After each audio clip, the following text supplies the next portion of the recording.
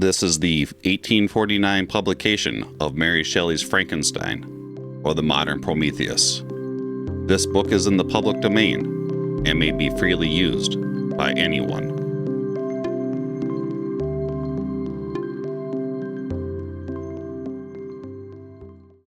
Welcome, everyone, to another Fuzzy World Reading Collective. My name is Fuzzy, and I will be your reader today. If you want to read along, you can go to library.afuzzyworld.net and download the file today. Tonight, we are reading Mary Shelley's Frankenstein, or the modern Prometheus.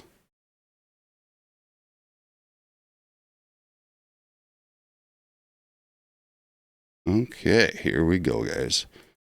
Get through these pages here. Introduction. The publishers of the Standard Novels, in selecting Frankenstein for one of their series, expressed a wish that I should furnish them with some account of the origin of the story. I am the more willing to comply, because I shall thus give a general answer to the question, so very frequently asked me, how I, then a young girl, came to think of and to dilate upon so very hideous an idea. It is true that I am very averse to bringing myself forward in print, but as my account will only appear as an appendage to a former production, and as it will be confined to such topics as have connection with my authorship alone, I can scarcely accuse myself of a personal intrusion. It is not singular that, as the daughter of two persons of distinguished literary celebrity, I should very early in life have thought of writing. As a child I scribbled, and my favorite pastime during the hours given me for recreation was to write stories. Still, I had a dearer pleasure than this, which was the formation of castles in the air, the indulging in waking dreams, the following up trains of thought, which had for their subject the formation of a succession of imaginary incidents. My dreams were at once more fantastic and agreeable than my writings. In the latter, I was a close imitator, rather doing as others had done than putting down the suggestions of my own mind. What I wrote was intended at least for one other eye, my childhood's companion and friend, but my dreams were all my own. I counted for them to nobody. They were my refuge when annoyed, my dearest pleasure when free. I lived principally in the country as a girl and passed a considerable time in Scotland. I made occasional visits in the more picturesque parts, but my habitual residence was on the blank and dreary northern shores of the Tay, near Dundee. Blank and dreary, on retrospection, I call them. They were not so to me then. They were the eyrie of freedom and the pleasant region where, unheeded, I could commune with the creatures of my fancy. I wrote then, but in a most commonplace style. It was beneath the trees of the grounds belonging to our house, for the bleak sides of the woodless mountains near, that my true compositions, the airy flights of my imagination, were born and fostered. I did not make myself the heroine of my tales. Life appeared to me too commonplace an affair to regarded myself. I could not figure to myself that romantic woes or wonderful events would ever be my lot. But I was not confined to my own identity, and I could people the hours with creations far more interesting to me at that age than my own sensations. After this, my life became busier, and reality stood in place of fiction. My husband, however, was from the first very anxious that I should prove myself worthy of my parentage and enroll myself on the page of fame. He was forever inciting me to obtain literary reputation, which even on my own part I cared for then. though since I have become infinitely indifferent to it. At this time, he desired that I should write, not so much with the idea that I could produce anything worthy of notice, but that he might himself judge how far I possessed the promise of better things hereafter. Still, I did nothing. Traveling and the cares of a family occupied my time, and study in the way of reading and improving my ideas in communication with him far more cultivated mind was all of literary employment that engaged my attention. In the summer of 1816, we visited Switzerland and became the neighbors of Lord Byron. At first, we spent our pleasant hours on the lake or wandering on its shores, and Lord Byron, who was writing the third canto of Childe Harold, was the only one among us who put his thoughts upon paper. These as he brought them successfully to us, clothed in all the light and harmony of poetry, seemed to stamp as divine the glories of heaven and earth, though whose influences we partook with him. But it proved a wet, ungenial summer, and inconsistent rain often confined us for days to the house. Some volumes of ghost stories translated from the German into French fell into our hands. There was the history of the inconsistent lover, who, when he thought of the clasp of the bride to whom he had pledged his vows, found himself in the arms of the pale ghost of her whom he had deserted. There was the tale of the sinful founder of his race, whose miserable doom it was to bestow the kiss of death on all the younger sons of his fated house, just when they reached the age of promise. His gigantic, shadowy form, clothed like the ghost in Hamlet, in complete armor, but with the beaver up, was seen at midnight. By the moon's fitful beams to advance slowly along the gloomy avenue. The shape was lost beneath the shadow of the castle walls. But soon a gate swung back. A step was heard. The door of the chamber opened, and he advanced to the couch of the blooming youths, cradled in healthy sleep. Eternal sorrow sat upon his face as he bent down and kissed the forehead of the boys, who from that hour withered like flowers snapped upon the stalk. I have not seen these stories since then, but their incidents are as fresh in my mind as I had read them yesterday. "We will each write a ghast story," said Lord Byron, and his proposition was assented to. There were four of us. The noble author began a tale, a fragment of which he printed at the end of his poem of Masbeh. Shelley, more apt to embody ideas and sentiments in the radiance of brilliant imagery and in the music of the most melodious verse that adorns our language, than to invent the machinery of a story, commenced one founded on the experiences of his early life. Poor Polidori had some terrible idea about a skull-headed lady who was so punished for peeping through a keyhole.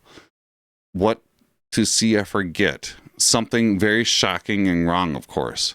But when she was reduced to a worse condition than the renowned Tom of Coventry, he did not know what to do with her, and was obliged to dispatch her to the tomb of the Capulets, the only place for which she was fitted.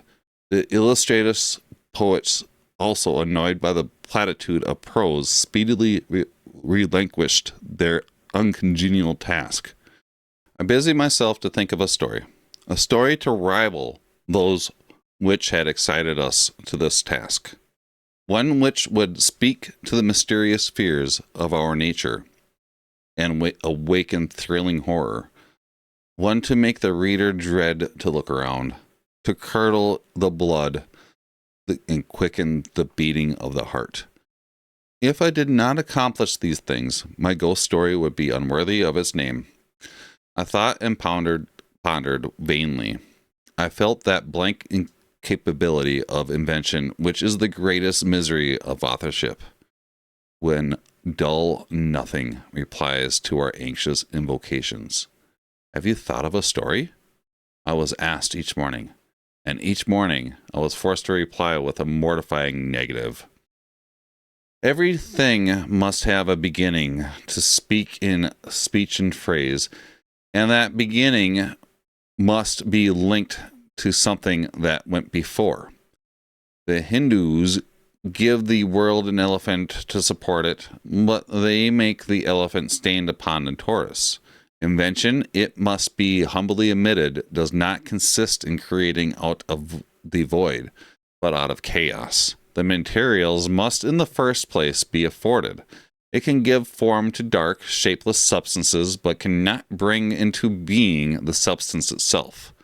In all matter of discovery and invention, even of those that pertain to the imagination, we are continually reminded of the story of Columbus and his egg. Invention consists in the capacity of seizing on the capabilities of a subject and in the power of molding and fashioning ideas suggested to it. Many and long were the conversations between Lord Byron and Shelley, to which I was a devout but nearly silent listener. During one of these, various philosophical doctrines were discussed, and among others the nature of the principle of life, and whether there was any probability of its ever being discovered and communicated. They talked of the experiments of Dr. Darwin. Speak not of what the doctor really did or said that he did, but as more to my purpose of what was then spoken of as having been done by him, who perceived a piece of vermicellia in a glass case, till by some extraordinary means it began to move with voluntary motion. Not thus, after all, would life be given. Perhaps a corpse would be reanimated. Galvanism had given token to such things. Perhaps the component parts of a creature might be manufactured, brought together, and endued with vital warmth. Night waned upon this talk, and even the witching hour had gone by before we retired to rest. When I placed my head on my pillow, I did not sleep, nor could I be said to think. My imagination, unbidden, possessed and guided me, gifting the successive images that arose in my mind with a vividness far beyond the usual bounds of reverie. I saw, with shut eyes, but acute mental vision, I saw the pale student of unhallowed arts kneeling beside the thing he had put together. I saw the hideous phantasm of a man stretched out, and then, on the working of some powerful engine, show signs of life and stir with an uneasy, half-vital motion. Frightful must it be, for supremely frightful would be the effect of any human endeavor to mock the stupendous mechanism of the creator of the world. Success would terrify the artist. He would rush away from his assiduous handiwork horror-stricken. He would hope that, left to itself, the slight spark of life which he had communicated would fade, that this thing which had received such imperfect animation would subside into dead matter, and he might sleep in that belief that the silence of the grave would quench forever the transient existence of the hideous corpse, which he had looked upon as the cradle of life. He sleeps, but he is awakened.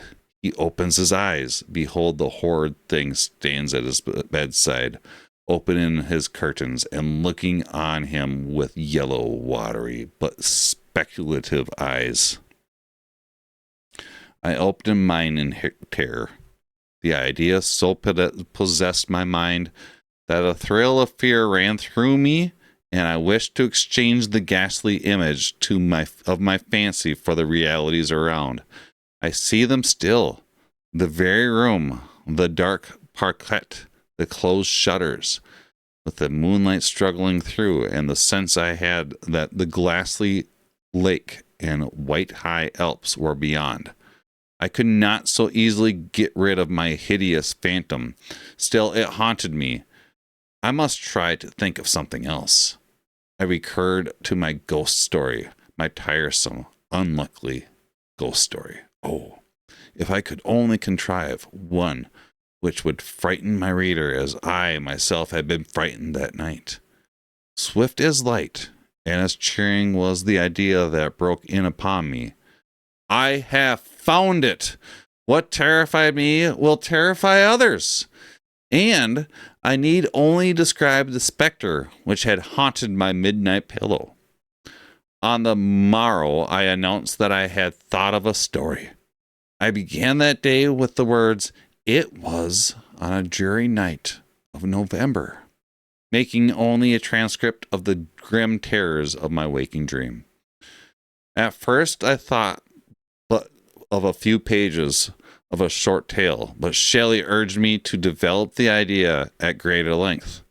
I certainly did not owe the suggestion of one incident, nor scarcely of one train of feeling, to my husband, and yet but for his incitement, it would never have taken the form in which it was presented to the world. From this declaration I must accept the preface. As far as I can recollect, it was entirely written by him. And now, once again, I bid my hideous prodigy go forth and prosper. I have an affection for it was the offspring of happy days, when death and grief were but words, which found no true echo in my heart. Its several pages speak of many a walk, many a drive, and many a conversation, when I was not alone, and my companion was one whom, in this world, I shall never see more. But this is for myself. My readers have nothing to do with these associations. I will add but one word as the alterations I have made. They are principally those of style. I have changed no portion of the story, nor introduced any new ideas or circumstances. I have mended the language where it was so bold as to interfere with the interest of the narrative, and these changes occur almost exclusively in the beginning of the first volume. Throughout, they are entirely confined to such parts as are adjuncts to the story, leaving the core and substance of it untouched. London, October 15th, 1831, M.W.S. Preface.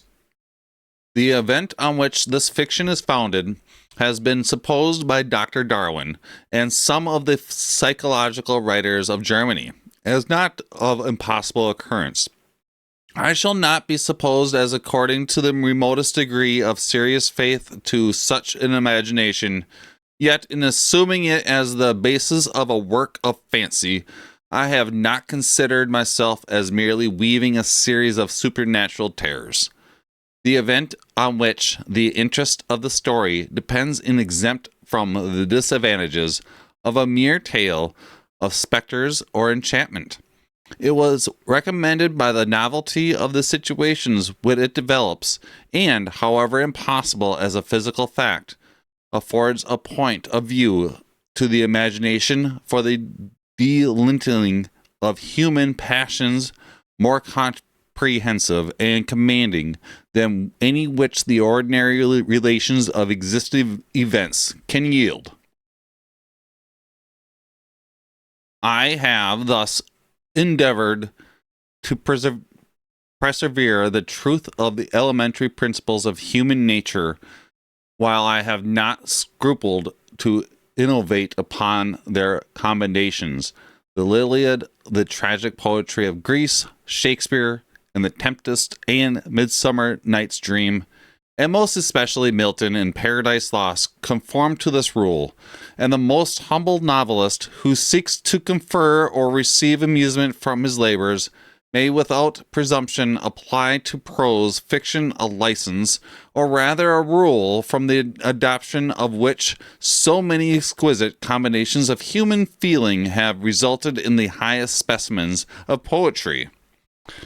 The circumstances on which my story rests was suggested in casual conversation. It was commenced partly as a source of amusement and partly as an expedient for exercising any untried resources of mind. Other motives were mingled with these. As work proceeded,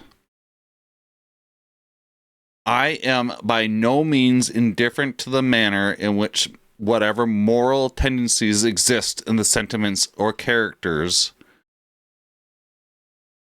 in it contains shall affect the reader. Yet my chief concern in this respect have been limited to the avoiding the enervating effects of the novels of the present day, and to the expedition of the ambulance of domestic affection and the excellence of universal virtue.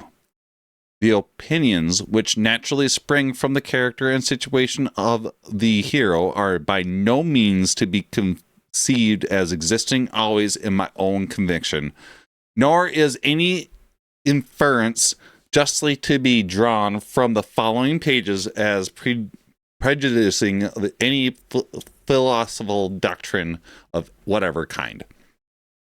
It is a subject also of additional interest to the author that this story was begun in the majestic region where the scene is principally laid, and in society which cannot cease to be regretted. I passed the summer of 1816 in of Geneva. The season was cold and rainy, and in the evenings we crowded around a blazing wood fire and occasionally amused ourselves with some German stories of ghosts, which happened to fall into our hands. These tales excited in us a playful desire of imitation. Two other friends, a tale from the pen of one of whom would be far more acceptable of the public than anything I can ever hope to produce, and myself agreed to write each a story, founded on some supernatural occurrence. The weather, however, suddenly became serene, and my two friends left me on a journey among the Alps and lost in the magnificent scenes which they present, all memory of their ghostly visions. The following tale is the only one which has been completed.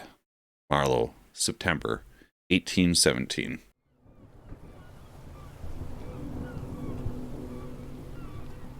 Letter 1. To Miss Saville, England.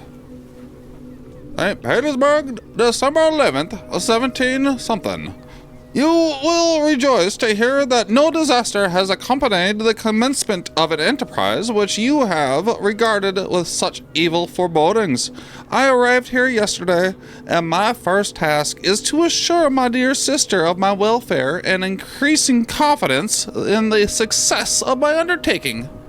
I am already far north of London, and as I walk in the streets of Petersburg, I feel a cold northern breeze play upon my cheeks, which braces my nerves and fills me with delight.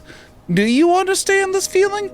This breeze, which has traveled from the regions towards which I am advancing, gives me a foretaste of those icy climes.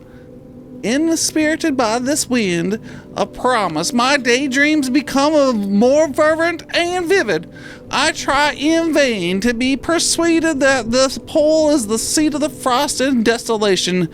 It ever presents itself in my imagination as the region of beauty and delight. There, Margaret, the sun is forever visible, its broad disk just skirting the horizon and diffusing a perpetual splendor.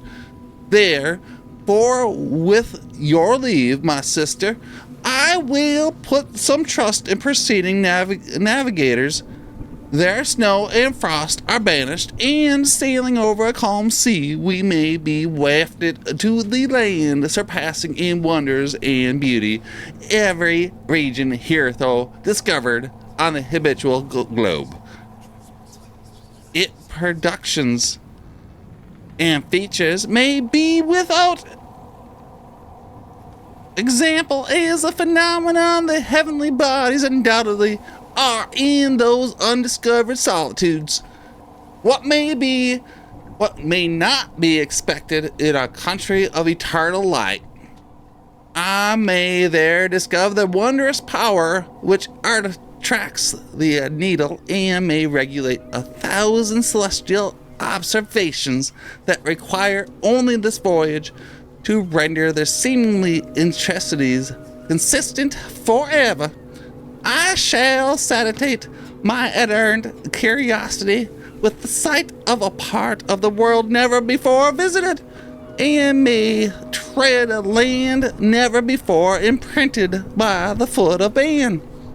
These are my enticements, and they are sufficient to conquer all fear of danger or death, and to induce me to commence this laborious voyage with the joy of a child feels when he embarks a little boat with his holiday mates on an expedition to discover up the native river.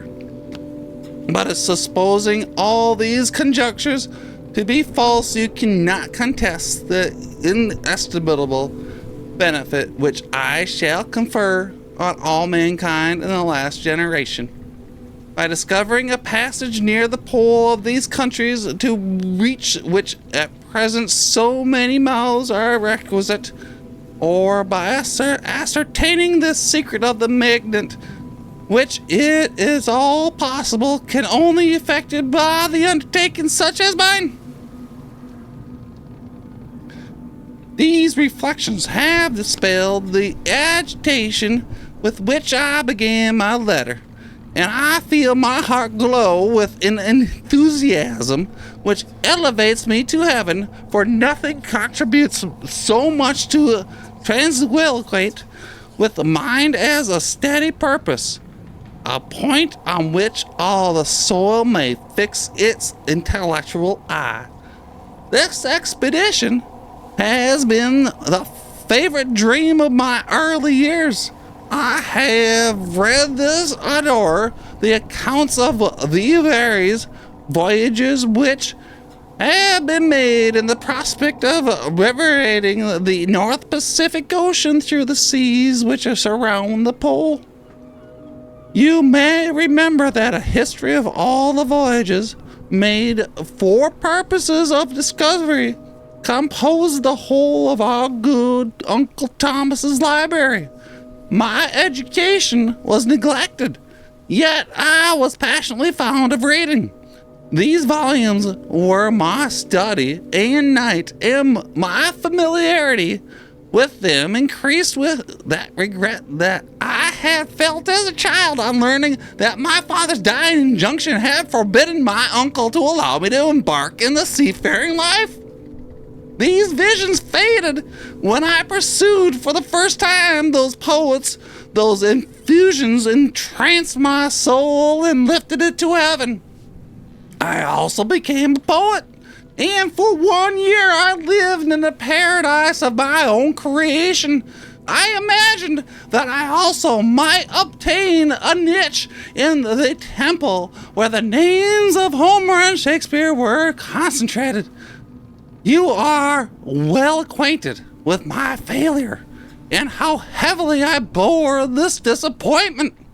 But just as that time I inherited the fortune of my cousin, and my thoughts were turned into the channel of their earlier bent. 6 years have passed since I resolved my present undertaking. I can even now remember the hour from which I dedicated myself to this great enterprise. I commenced by incurring my body to hardship. I accompanied the whale fishers on several expeditions to the North Sea.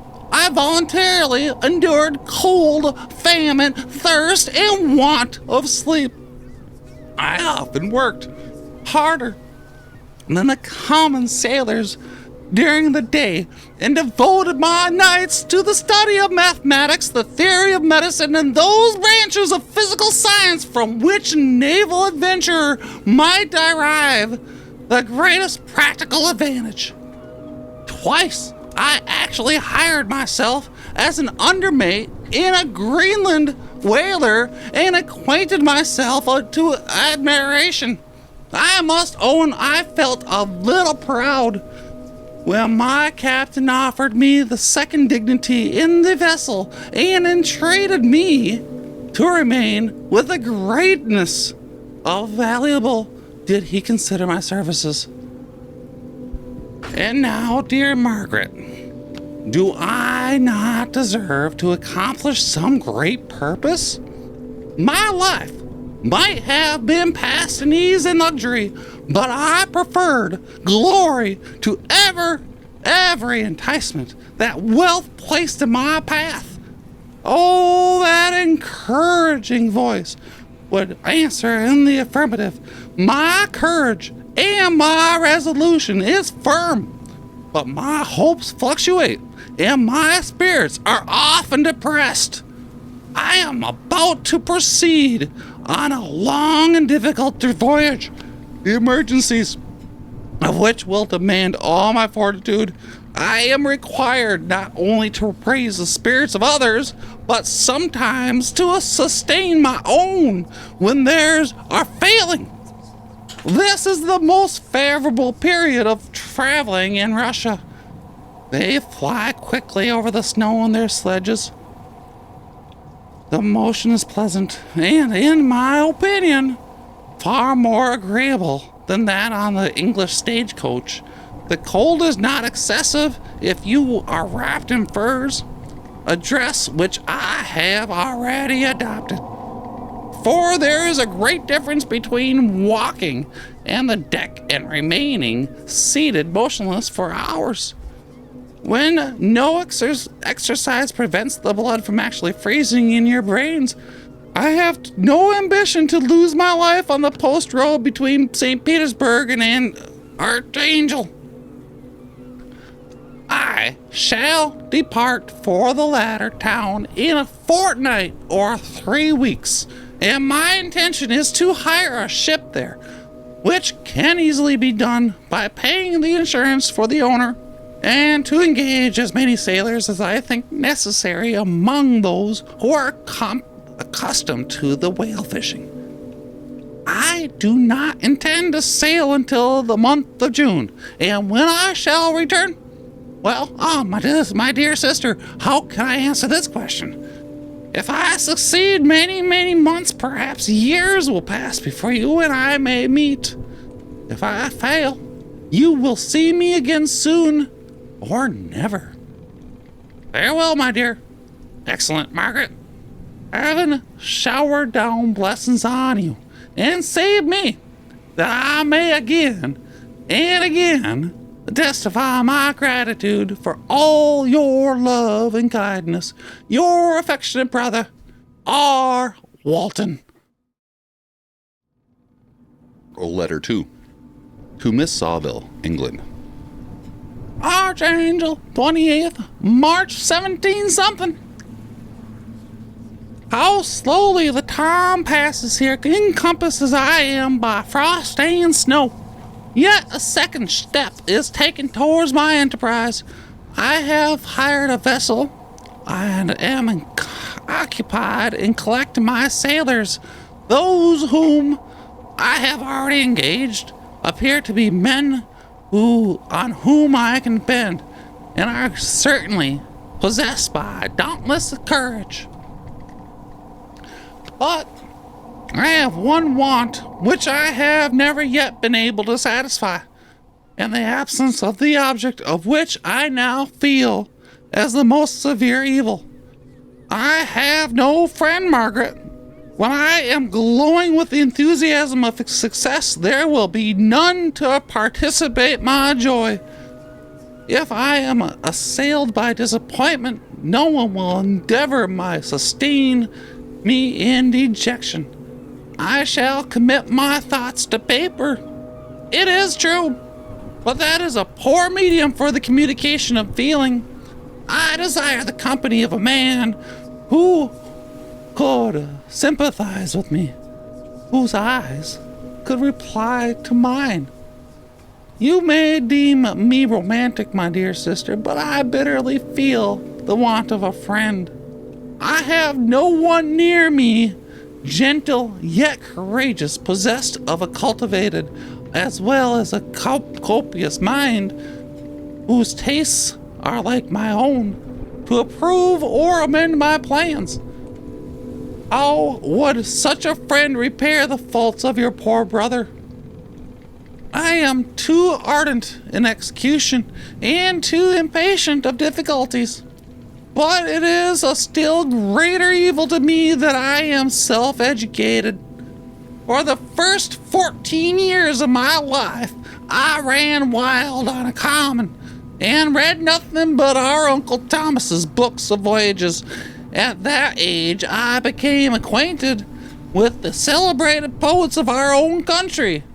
But it was only when it had ceased to be in my own power to derive its most important benefits from such a conviction that I perceived the necessity of becoming acquainted with more languages than that of my native country. Now, I am 28, and I am in reality more illiterate than many schoolboys of 15. It is true that I have thought more, and that my daydreams are more extended and magnificent, but they want, as the painters call it, keeping. And I greatly need a friend who would have sense enough not to despise me as romantic and affection enough for me to endeavor to regulate my mind. Well, these are useless complaints. I shall certainly find no friend on a wide ocean, nor even here in Archangel among merchants and seamen. Yet some feelings unailed to the door us of human nature beat even in these rugged bosoms. My lieutenant, for instance, is a man of wonderful courage and enterprise. He is madly desirous of glory, or rather, to word my phrase more characteristically, of advancement in his profession. He is in the Englishman, and in the midst of national and professional prejudices, unsoftened by cultivation, retains some of the noblest endowments of humanity. I first became acquainted with him on board a whale vessel. Finding that he was employed in his city, I easily engaged him to assist in my enterprise. The master is a person of an excellent disposition, and is remarkable in the ship of his gentleness and the mildness of his discipline. This circumstance, added to his well-known integrity and dauntless courage, made me very desirous to engage him. A youth passed in solitude, my best years spent under your gentle and feminine fosterage, has so refined the groundwork of my character that I cannot overcome an intense distaste to the unusual brutality exercised on board ship. I have never believed it to be necessary, and when I heard of a mariner equally noted for his kindness of heart and the respect and obedience paid to him by his crew, I felt myself particularly fortunate in being able to secure his services. I heard of him first in rather a romantic manner from a lady who owes to him the happiness of her life. This, briefly, is his story. Some years ago, he loved a young Russian lady of moderate fortune, and having amassed a considerable sum in prize money, the father of the girl consented to the match. He saw his mistress once before the disdain ceremony, but she was bathed in tears, and throwing herself at his feet, entreated him to spare her, confessing that at the same time that she loved another, but he was poor, and that her father would never consent to the union. My generous friend reassured the supplement that on being informed of the name of her lover, instantly abandoned his pursuit. He had already bought a farm with his money, on which he had designed to pass the remainder of his life, but he bestowed the whole to his rival, together with the remains of his prize money to purchase stock, and then himself solicited the young woman's father to consent to her marriage with her lover. But the old man decidedly refused, thinking himself bound in honor to my friend, who, when he found the father inexorable, quitted his country, nor returned until he heard that his former mistress was married, according to his inclinations. What a noble fellow, you will explain. He is so, but then he is also wholly uneducated. He is as silent as the Turk, and a kind ignorant carelessness attends him, which, while it renders his conduct the more astonishing, detracts from the interest and sympathy which otherwise he would command. Yet do not suppose, because I complain a little, or because I conceive a consolation of my toils which I may never know, that I am wavering in my resolutions. Those are as fixed as fate, and my voyage is only now delayed until the weather shall permit my embarkation. The winter has been dreadfully severe, but the spring promises well, and it considered as a remarkably early season, so that perhaps I may sail sooner than I expected. I shall do nothing rashly. You know me significantly to confide in my prudence and considerations whenever the safety of others is committed in my care. I cannot describe to you my sensations on the near prospect of my undertaking. It is impossible to communicate to you a conception of the trembling sensation, half pleasurable and half fearful, with which I am preparing to depart. I am going to unexplored regions, to the land of mist and snow. But I shall kill no albatross, therefore do not be alarmed of my safety, or I shall come back to you as worn and woeful as the ancient mariner. You will smile at my illusion, but I will disclose a secret. I have often attributed my attachment to my passion and enthusiasm for dangerous mysteries of ocean to that production of the most imaginative of modern poets. There is something at work in my soul which I do not understand. I am particularly industrious, painstakingly a workman to execute with perseverance and labor. But besides this, there is a love for the marvelous, a belief in the marvelous, intertwined in all my projects, which hurries me out of the common pathways of men, even to the wild sea and unvisited regions I am about to explore. But no, return to dear considerations. Shall I meet you again after having traversed immense seas and returned by the most southern cape of Africa or America? I dare not expect such success. I cannot bear to look on the reverse of my picture. Continue for the present to write to me by every opportunity. I may receive your letters on some occasions, and I need them most to support my spirits. I love you very tenderly. Remember me with affection, should you never hear from me again.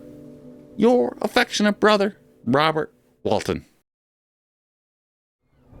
Letter 3 to Miss Saville, England. My dear sister, July 7th, 17 something. I'll write a few lines in haste, so I say that I'm safe and well advanced on my voyage. This letter will reach England by a merchantman now on his homeward voyage from Archangel. More fortunate than I, who may not see my native land perhaps for many years. I am, however, in good spirits. My men are bold and apparently firm to propose, nor do the floating sheets of ice that continually pass us indicating the dangers of the region towards which we are advancing appear to dismay them. We have already reached a very high latitude, but it is the height of summer, and although not so warm as in England, the southern gales which blow as speedily towards those shores which I so ardently desire to attain, breath a degree of renovating warmth which I had not expected. No incidences have hitherto befallen us that would make a figure in a letter. One or two stiff gales and the spinning of a leak are accidents which experienced navigators scarcely remember to record, and I shall be well content if nothing worse happens as us during our voyage. Adieu, my dear Margaret. Be assured that for my own sake as well as yours, I will not rashly encounter danger. I will be cool, persevering, and prudent, but success shall crown my endeavors. Wherefore not? Thus far I have gone, tracing a secure way over the pathless seas, that very stars themselves being witness and testimonies of my triumph. Why not still proceed over the untamed yet obedient element? What can stop the determined heart and resolved will of man? My swelling heart involuntarily pours itself out thus. But I must finish, having blessed my beloved sister R.W. Letter 4 to Miss Saville of England. August 5th, 17 something. So strange an accident has happened to us that I cannot forbear recording it, although it is very probable that you will see me before these papers come into your possession. Last Monday, July 31st, we were nearly surrounded by ice, which closed in on the ship on all sides, scarcely leaving her the sea room in which she floated. Our situation was somewhat dangerous, especially as we were composed around by a very thick fog. We accordingly laid to hoping that some change would take place in the atmosphere and weather. But about 2 o'clock, the mist cleared away, and we beheld stretched out in every direction vast and irregular plains of ice, which seemed to have no end. Some of my comrades groaned, and my own mind began to grow watchful with anxious thoughts, when a strange sight suddenly attracted our attention and diverted our solitude from our own situation. We perceived a low carriage, fixed on a sled and drawn by dogs, pass on towards the north at the distance of half a mile. A being which had the shape of a man, but apparently of a gigantic stature, sat in the sled and guided the dogs. We watched with rapid progress of the traveler with our telescopes until he was lost among the distant inequalities of the ice. This appearance excited our unqualified wonder. We were, as we believed, many hundred miles away from any land, but this apparition seemed to denote that it was not in reality so distant as we had supposed. Shut in, however, by ice, it was impossible to follow his track, which we had observed. with greatest attention. About 2 hours after this occurrence, we heard the ground sea, and before night the ice broke and freed our ship. We, however, lay to until the morning, fearing to encounter in the dark those large loose masses which float about after the breaking up of the ice. I profited to this time to rest for a few hours. In the morning, however, as soon as I was light, I went upon deck and found all the sailors busy on the one side of the vessel, apparently talking to someone in the sea.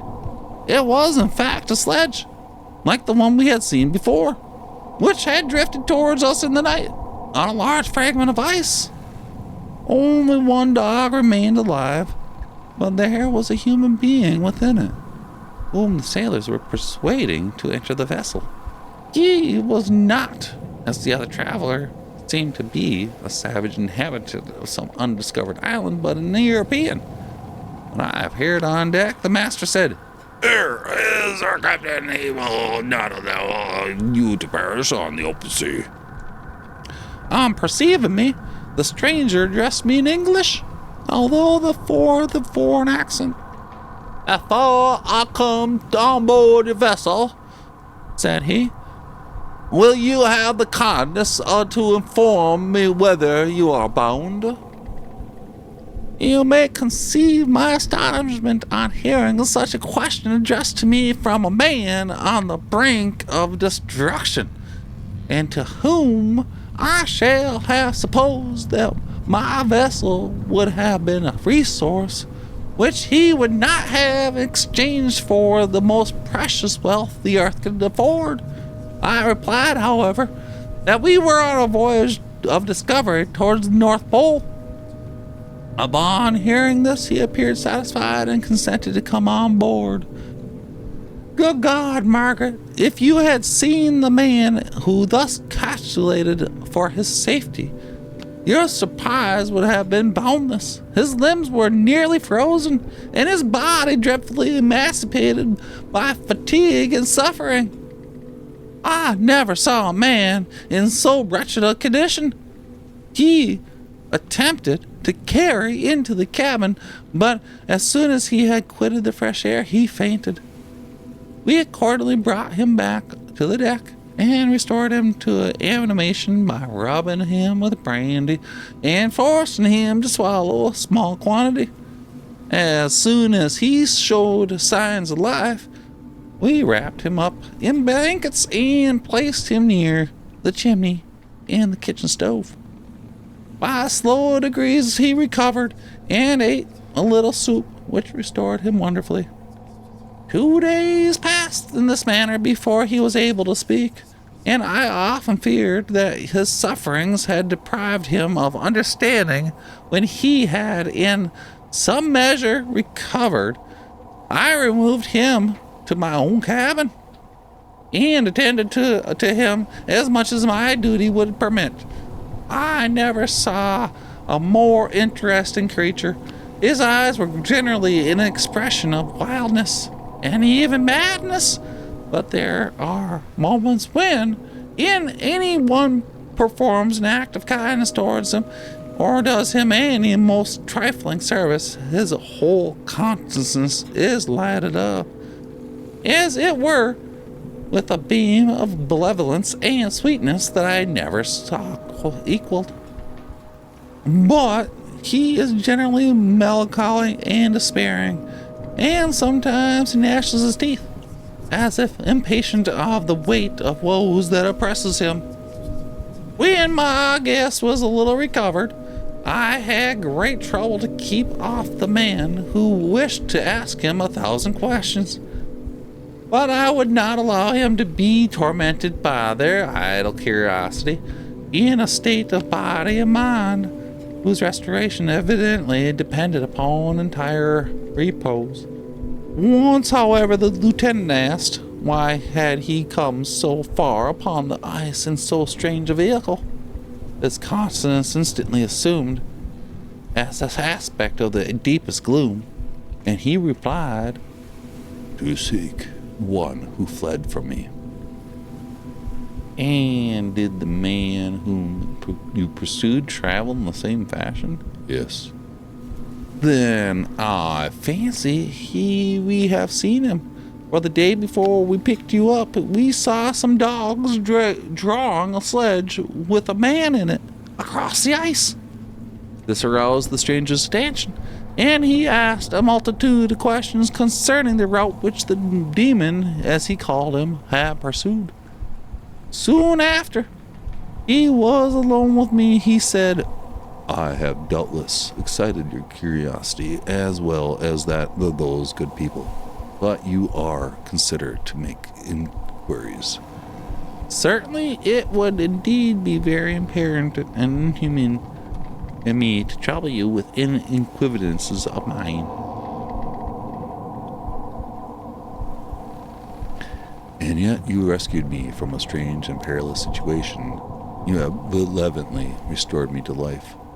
Soon after this, he inquired if I thought that the breaking up of the ice had destroyed the other sledge. I replied that I could not answer with any degree of certainty, for the ice had not broken until near midnight, and the traveler might have arrived at a place of safety before that time. But of this I could not judge. From this time, a new spirit of life animated the decaying frame of the stranger. He manifested the greatest ignorance to be upon deck, to which watch for the sledge which had before appeared. But I had pursued him to remain in the cabin, for he is far too weak to sustain the rawness of the atmosphere. I had promised that someone should watch for him and give him instant notice if any new object should appear in the sight. Such is my journal of what relates to the strange occurrence up to the present day. The stranger has gradually improved in health, but is very silent and appears uneasy when anyone except myself enters his cabin. Yet his manners are so conciliating and gentle, and the sailors are all interested in him, although they have had very little communication with him. For my own part, I begin to love him as a brother, and his constant and deep grief fills me with sympathy and compassion. He must have been a noble creature in his better days, being even now in wreck, so attractive and amiable. I said in one of my letters, my dear Margaret, that I should find no friend on the wide open ocean, yet I have found a man who, before his spirit had been broken by misery, I should have been happy to have possessed as a brother of my heart.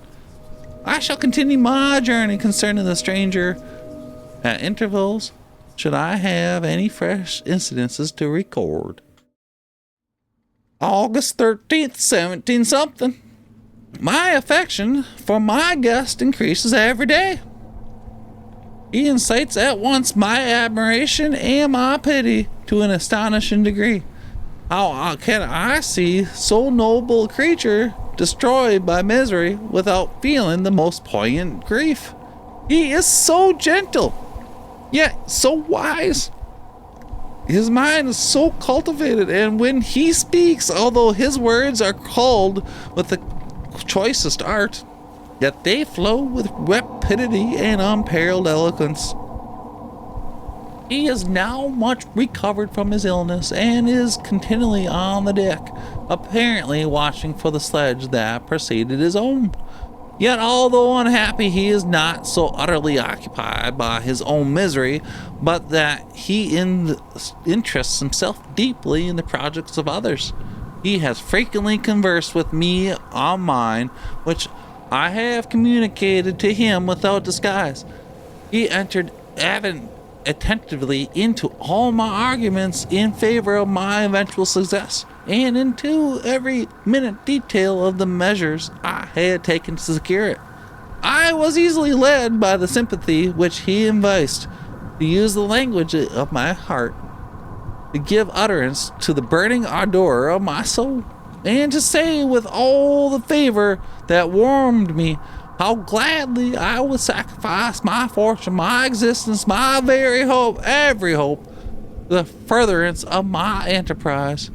One man's life or death were but a small price to pay for the acquirement of the knowledge which I sought, or the dominion I should acquire and transmit over the elemental foes of our race.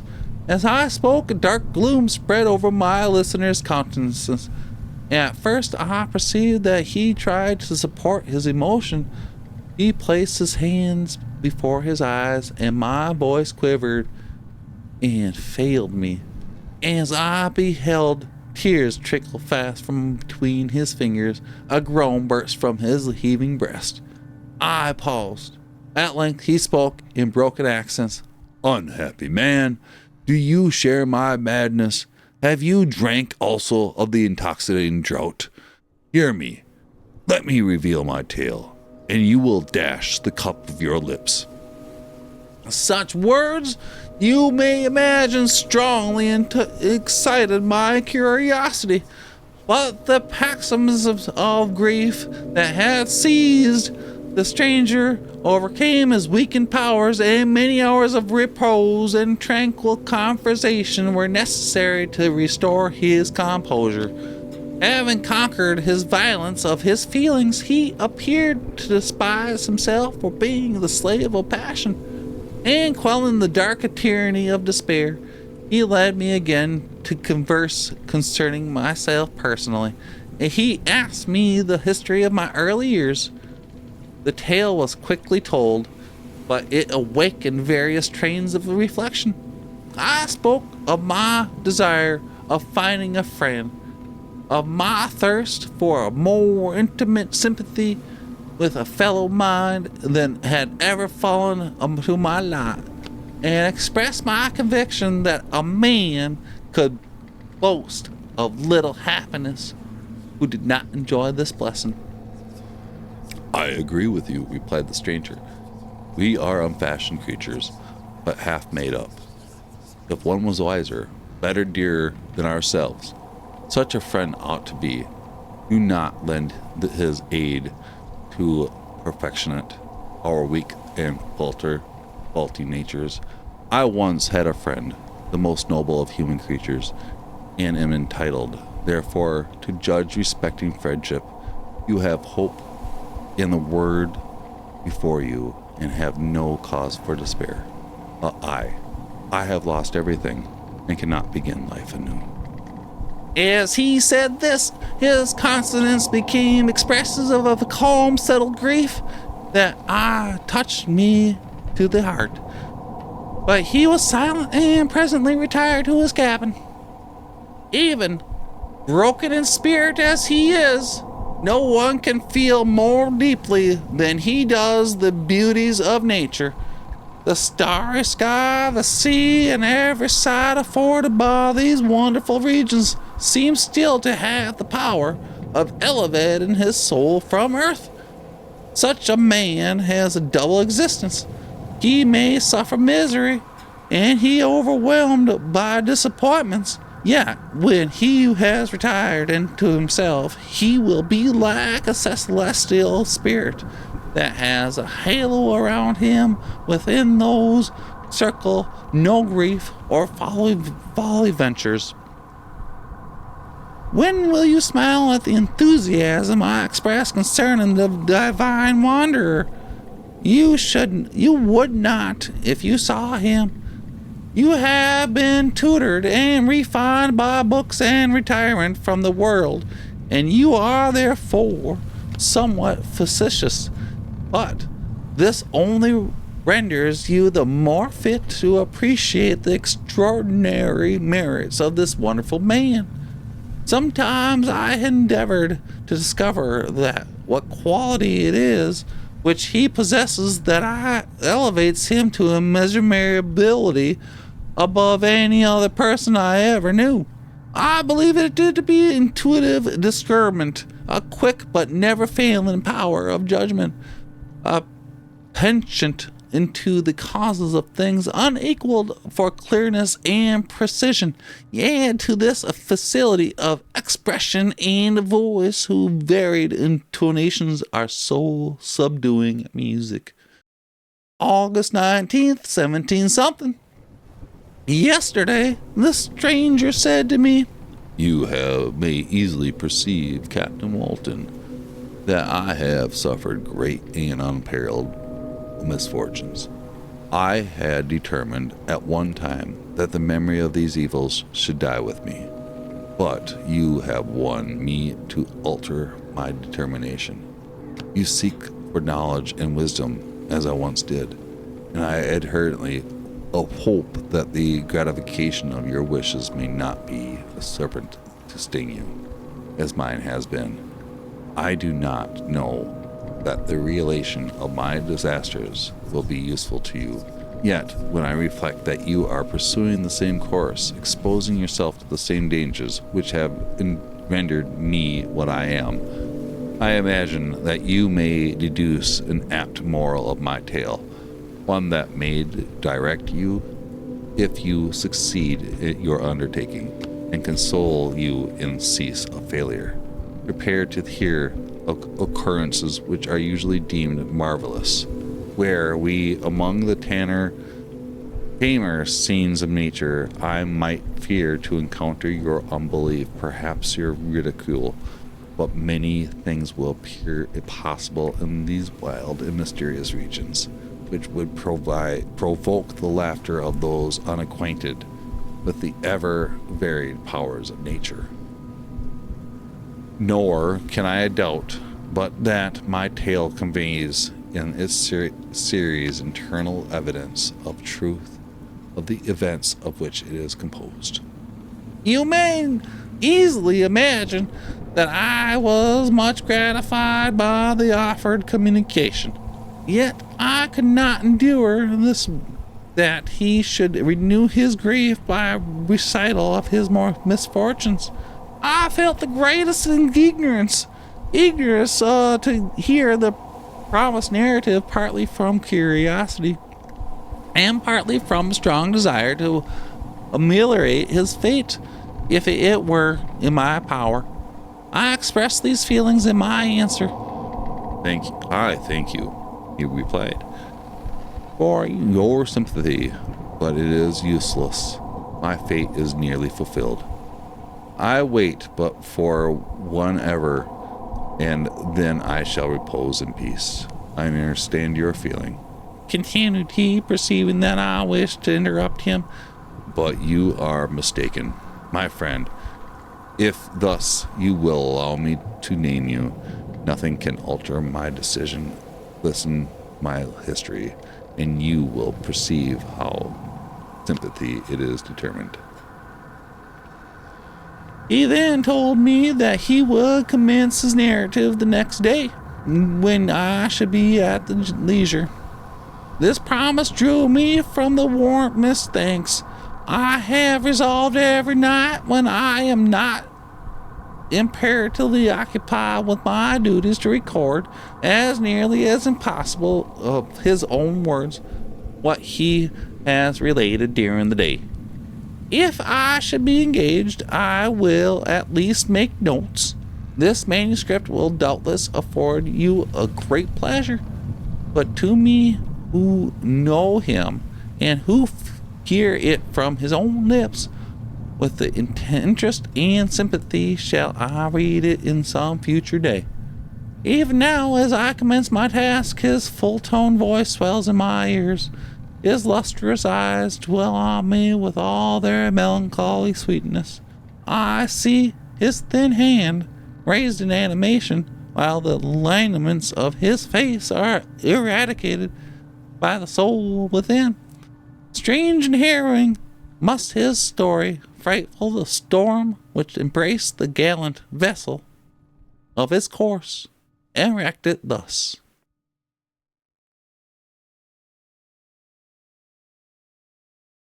And that is the beginning of Frankenstein.